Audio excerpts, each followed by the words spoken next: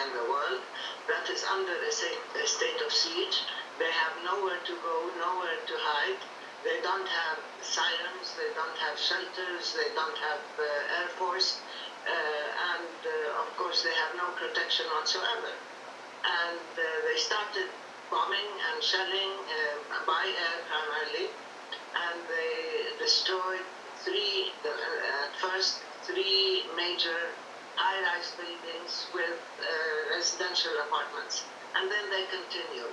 This is a pattern that continued. They escalated. They're destroying roads and streets, infrastructure, electricity, and so on. And they're turning life in Gaza, which is already a disaster area, as a result of the siege, turning it into sheer hell.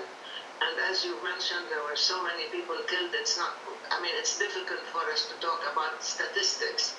But when I read stories, when I see pictures of whole families, a mother and her 3 kids, bombed, shelled, destroyed, killed brutally in their own homes, in their own beds. This is what the reality of living under occupation is, under a state of siege, where Israel has total license to use unbridled power, to kill and destroy and maim and get away with it, and then you get people like Biden and others say Israel has the right to self-defense.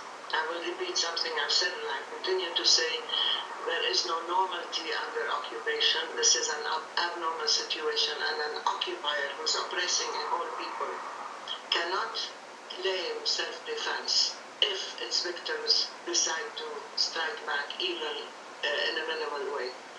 It's the real issue is the occupation. Now we are seeing, not just in Gaza, we are seeing horrific scenes, of course, of death and murder and destruction.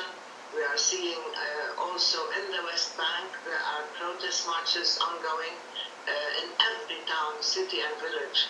You're seeing in Jerusalem again, the Israeli border guards, the Israeli security are targeting individuals, they're killing, they're shooting at Palestinians, they have injured scores of them and arrested many.